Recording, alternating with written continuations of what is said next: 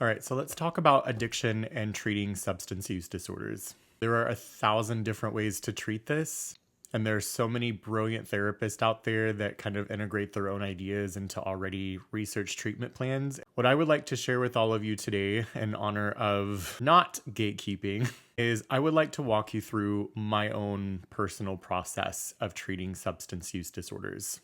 So even though I am systemic and even though that I believe in relationships and I believe that we need our relationships to survive, I know that when someone is in the midst of an active addiction, all of their relationships around them are compromised.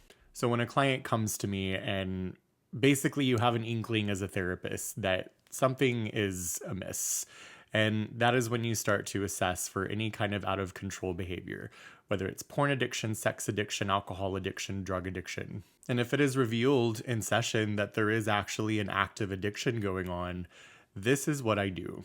I frame change using these stages of change model. And the stages of change are pre-contemplation, contemplation, preparation, action, and maintenance. Okay, so pre-contemplation basically means that there is an issue, there is a need for change, and people have actually brought it to my attention, but I have just been in complete denial this whole time, or it's just not in my consciousness. Stage 2 is contemplation. Maybe there is something I need to work on. Maybe I do need to make a change. Maybe I do have a drinking problem. Maybe I do need to lay off the gambling. Stage 3 is preparation. This is really where therapy comes in, because what I do with my clients when they are in the preparation stage, when they're well past the pre-contemplation stage, they start to gather their resources in stage 3 preparation. This is when the therapist and the client work collaboratively. Who is in your corner? Who's going to help you? Who's going to not pressure you to drink?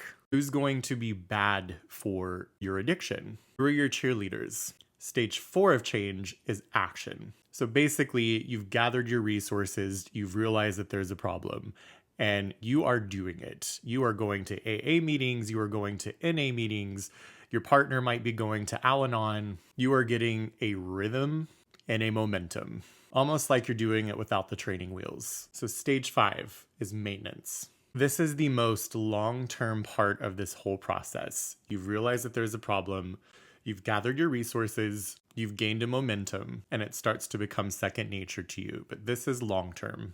This is when you can say, I have been sober for 20 years. That is what maintenance looks like. Once my clients get to maintenance, that is when we can do some deeper digging into their system and into their needs. That is when we can examine, how is your relationship? How is your partnership? Do you need couples therapy?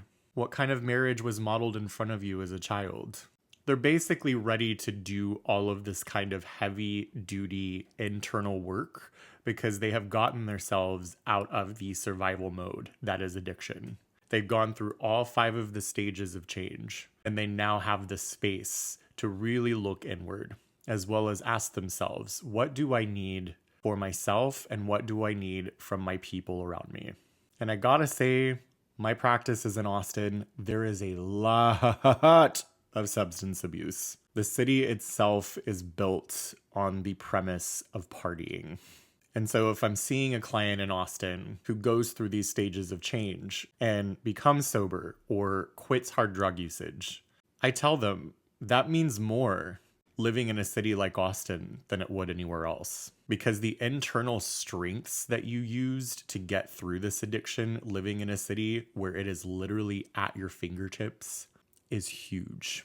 So to sum all of this up, because I know that this was a lot today, before you can do the deeper work with your clients who are in active addiction or they're struggling with some form of substance use, you need to use those stages of change or some similar model to get them out of survival mode.